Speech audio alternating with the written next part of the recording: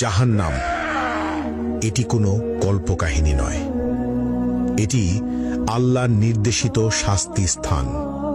এর আগুন পৃথিবীর আগুনের চেয়ে ৭০ গুণ বেশি উত্তপ্ত।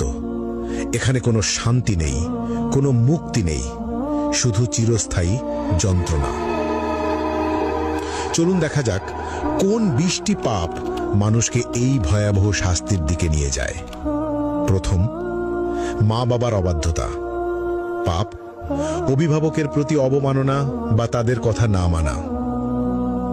শাস্তি আগুনের চাবুক এবং গলিত সীসা দ্বারা তীব্র যন্ত্রণা, প্রতিটি আঘাত মস্তিষ্ক পর্যন্ত অনুভূত হবে। দ্বিতীয়, কৃপণতা। পাপ আল্লাহর পথে খরচ না করা, দান সদকায় এড়ানো। শাস্তি গলিত ধাতু পান করতে হবে, যা পেটের ভিতর আগুনের মতো জ্বলবে। তৃতীয়, মিথ্যা ও প্রতারণা। পাপ মিথ্যা বলা এবং মানুষের বিশ্বাস ভাঙা। শাস্তি জিহুয়া বের করে লোহার শিক দিয়ে বারবার পোড়ানো এবং ছিঁড়ে ফেলা হবে। চতুর্থ, জিনা ও ব্যভিচার। পাপ অবৈধ সম্পর্ক, অশ্লীলতা বা পর্নোগ্রাফি দেখা। শাস্তি জ্বলন্ত চুল্লিতে ফেলা হবে, উপরে উঠবে এবং নিচে পড়বে, বারবার যন্ত্রণা অনুভব করবে। পঞ্চম, কুফর ও শিরক।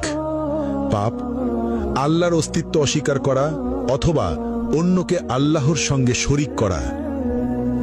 শাস্তি চামড়া বারবার আগুনে পোড়ানো হবে, নতুন চামড়া তৈরি করে আবার পোড়ানো হবে, ফুটন্ত পানি মুখে ঢালা হবে।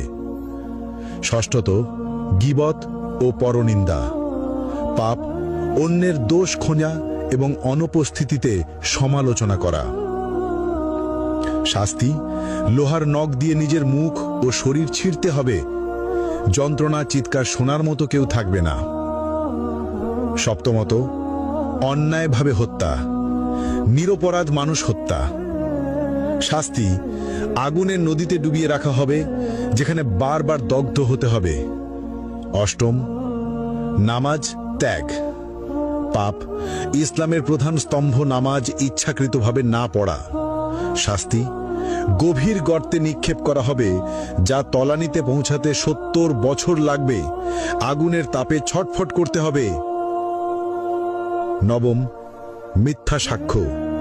পাপ অন্যায়ভাবে মিথ্যা প্রমাণ দেওয়া। শাস্তি জিহ্বা টেনে লম্বা করে বারবার কাঁচি দিয়ে কেটে ফেলা হবে।